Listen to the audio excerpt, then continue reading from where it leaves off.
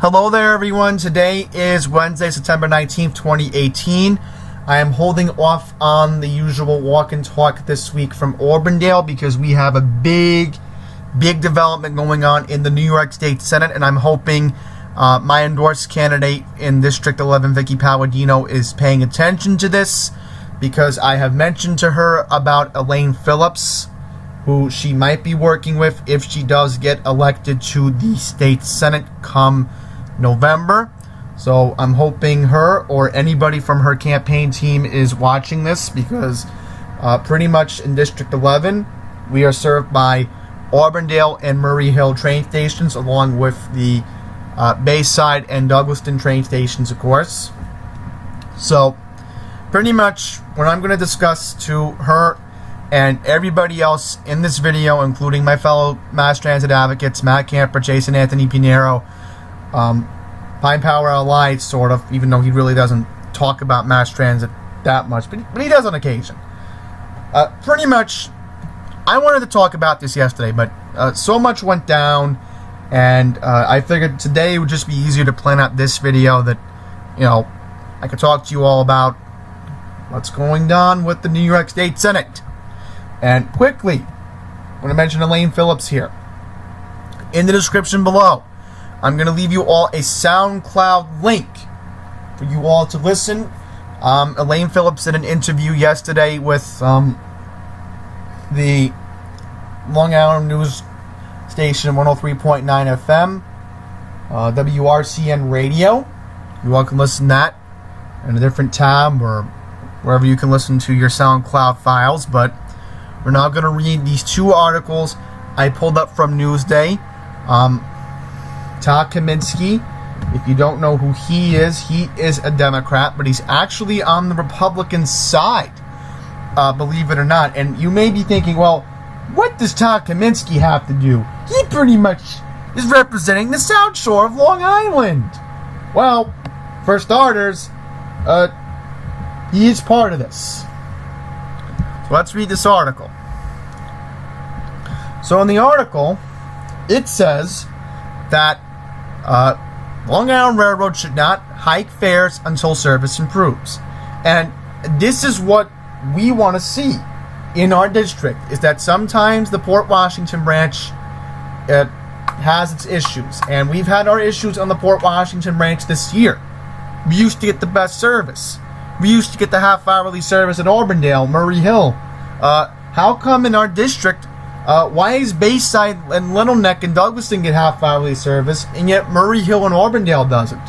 That's one thing that I'm upset about with these fare hikes, is that they want to rip us off, and yet we're not getting anything out of it here in District 11.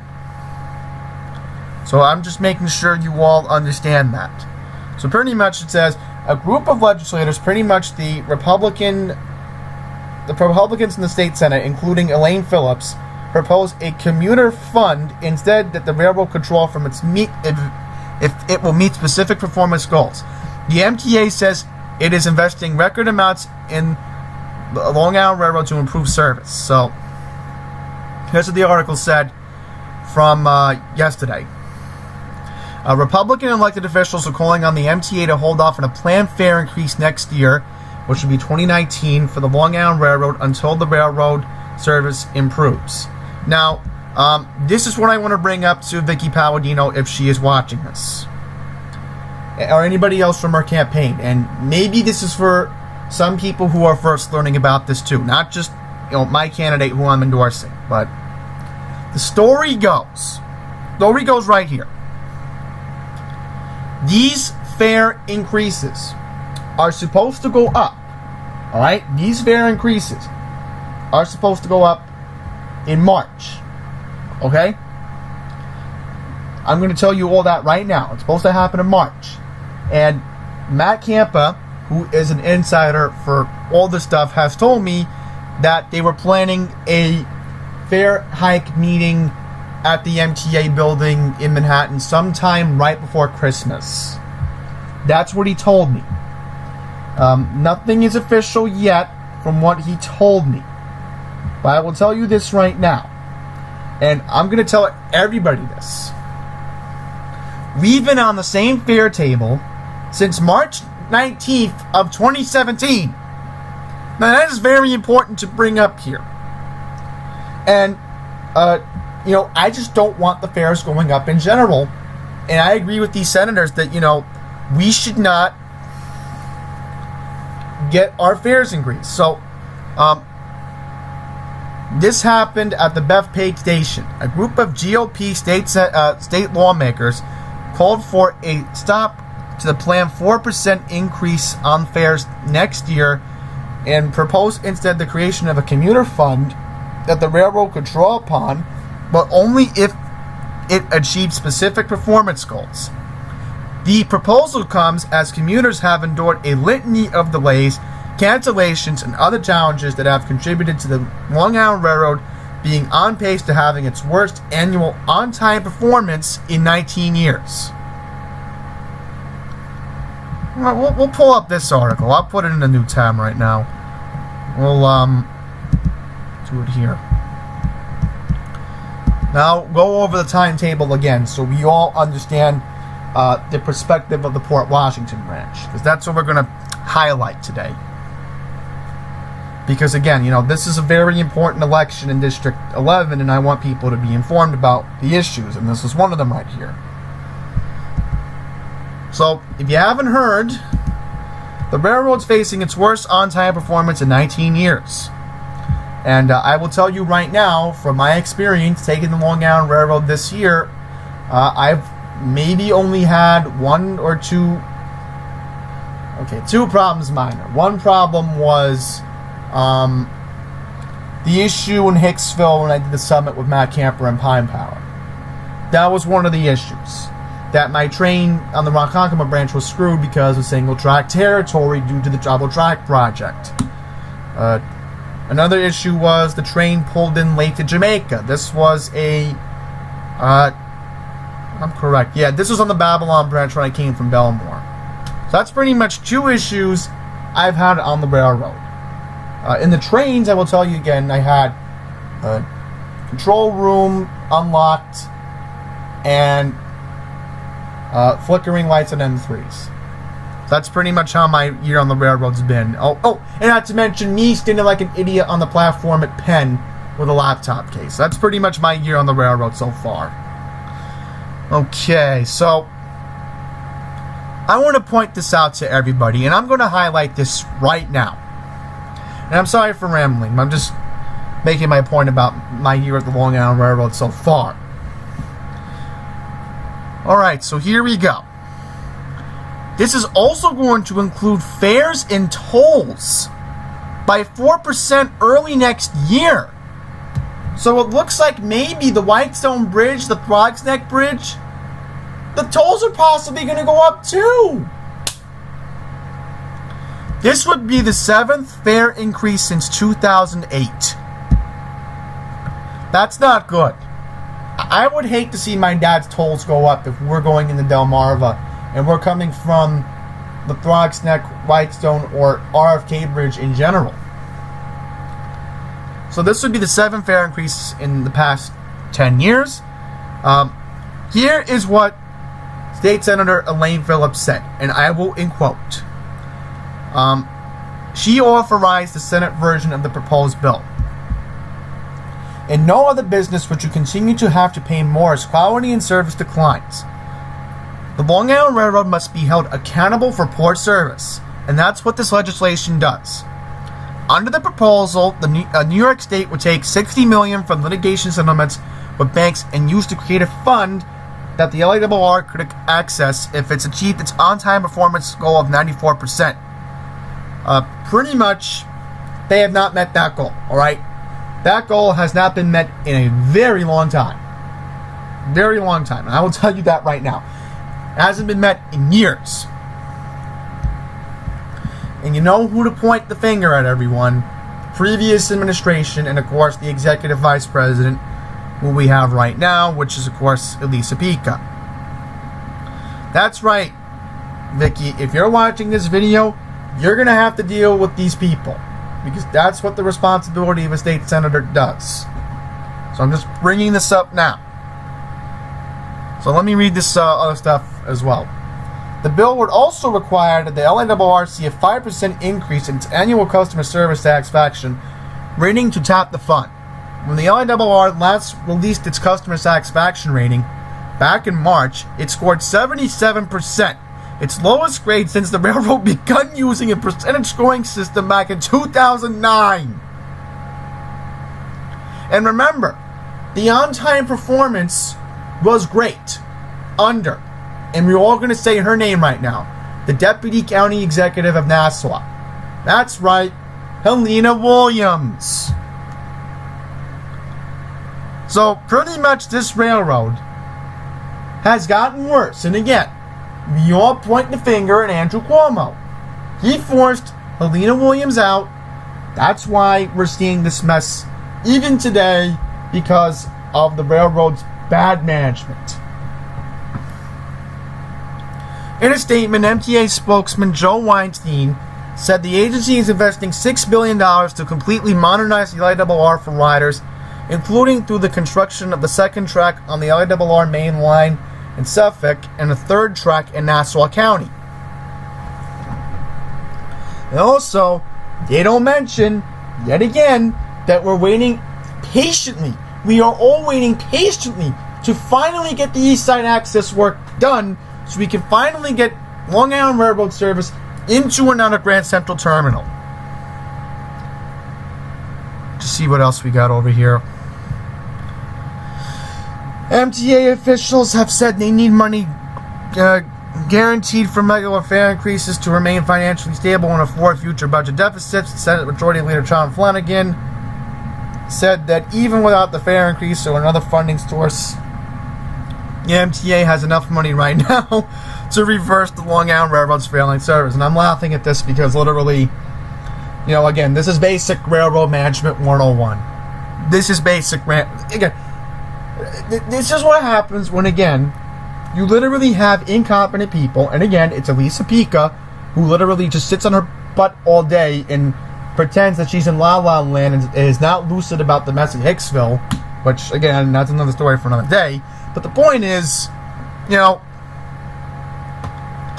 look at this quote Joe Weinstein said. The MTA board makes the final determination on fare policy, but to be clear, we are in a period of the greatest investment in the railroad and the Long Island economy that the MTA has ever made. So we'll keep seeing it going down. John Flanagan also said, I don't think it's underfunding. I think it's where you put the resources. We're telling them, do not approve a fare hike under any circumstances. And pretty much, again, you know who they're talking to. That's right. And again, this all goes to the executive vice president of the Long Island Railroad. People need to start realizing that. And I'm going to bring up Kaminsky right now. Tom Kaminsky, a Democrat from Long Beach, who actually was the one who begged Phillips when he first became president of the Long Island Railroad to get a station renovation at Lynbrook, quoted was saying, incredibly cynical and rich. This is politics right here. This is what Tom Kaminsky said. During the Senate's GOP reign in Albany, they have barely lifted a finger to help LIRR riders. Fixing the LIRR would take a lot more than politics as usual. Well, do you ever think who put Patrick Nowakowski in the first place? That's right, Andrew Cuomo. That's who put Nowakowski in the first place. And look at these numbers! Look at this! Fare increases, 2008, 4%. 2009, 10%. 2011, 7.5%. 2013, 7%. 2015, 4%. 2017, 4%. Planned increases. You can't make this stuff up. 2019, 4%. 2021, 4%. And I agree with the Republicans. And Vicky, if you're watching this, you need to start agreeing with them. Because if you're going to win votes in November, you need to pay attention to this stuff. You have to. So, here we go.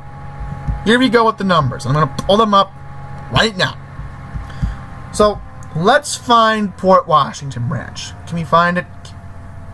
I don't think we can at the moment. I apologize, everyone. I don't think we're going to be able to pull up the zone where the Port Washington branch is to prove a point. But, man, look how much it has cost. Man, a monthly ticket just to go to Penn Station. I mean, this is ridiculous. Imagine how much people have to pay. And I'll get the fare zone right now for Port Washington branch if you are wondering what it is. I will pull it up, and you all will see how expensive these Long Island Railroad fares are. I can pull it up right here. Supposed to be a PDF file. There we go. Found it. Boom. This is the one we're still on from 2017. Let's do Basic Education 101 here. Alright? In District Number 11, Murray Hill, Broadway, Auburndale, Bayside, Douglaston, Little Neck. This is District Number 11 on the map. Alright? Here's what I'm going to talk to you all about right now. So pretty much, if you're trying to get to Penn Station, right now, I'm telling you, this is ridiculous. From Zone 1, which is City Zone, to Zone 3. Alright? The monthly ticket is $226. And they want to raise this. They want to raise this. So the people who are shelling out almost $230 a month to go from all the stations in our district have to shell out $226. That is a complete joke. But this is what I'm worried about. Senior disabled. You know, I'm a disabled user. I'm not going to get into that right now. I'm worried this could possibly be $6. If I wanted to go to the city from Osdom and wanted to go to Penn Station, I would get ripped off. I would literally get ripped off if it was $6 to $7. Well, but cheaper than taking a taxi, don't get me wrong, but way cheaper, but still. You can't make this stuff up. This is a complete joke.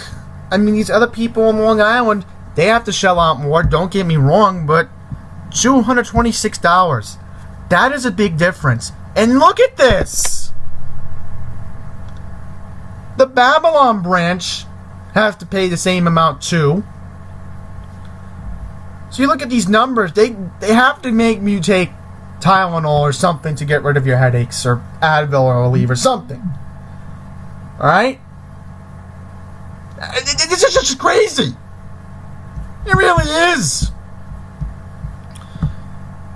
Alright, so this is what Todd Kaminsky came up with. Survey reveals Long Island Railroad commuters displeased with service. Just 18% of respondents reported being satisfied with LIRR service in the lawmakers' poll, in contrast to the 77% of the railroad said was satisfied in the last survey released in March. Alright. 18% of respondents responded being satisfied with LIRR service. That's a big number.